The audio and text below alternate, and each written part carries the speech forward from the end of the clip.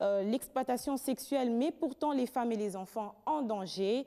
Et étant donné qu'elles sont souvent achetées, isolées et torturées, violées même, les 4 mars est depuis 2009 dédié à la journée mondiale de la lutte contre l'exploitation sexuelle. Candice Nzolatima revient sur l'importance de la célébration de cette journée, surtout en République démocratique du Congo, dans ce contexte de guerre à l'est du pays. 40 à 42 millions de personnes sont victimes de l'exploitation sexuelle à travers le monde.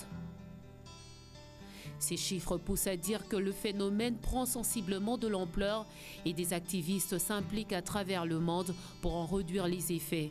Et c'est justement ce qui explique l'instauration depuis 2009 de la Journée internationale de lutte contre l'exploitation sexuelle célébrée chaque 4 mars. Cette journée permet de marquer un temps d'arrêt afin de prendre davantage conscience de l'ampleur de ce fléau. La RDC n'est pas du tout épargnée par ce phénomène, étant donné que ce sont les femmes et les enfants qui en paient les frais, surtout dans la partie est du pays. Nous demandons à la population de faire un effort pour croire encore au pouvoir, mais surtout aux autorités, de prendre des mesures pour préserver surtout la vie. Même ceux qui sont rebelles aujourd'hui, mais ils savent qu'ils ont des enfants, ils ont des frères, ils ont des mamans, donc en tout cas la femme est tout le temps auprès de tout le monde. Donc moi je crois que cette journée doit nous servir de réflexion. Il faut que l'autorité aujourd'hui s'élève pour prendre des mesures qui doivent punir les auteurs de ces crimes qui essaient un peu d'une manière élevée de déshonorer nos mamans.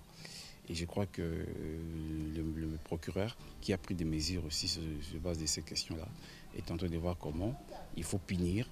En tout cas, nous rassurons que la justice aujourd'hui est consciente de cette situation. Le changement des mentalités et la lutte contre l'impunité constituent une arme efficace pour lutter contre l'exploitation sexuelle en RDC.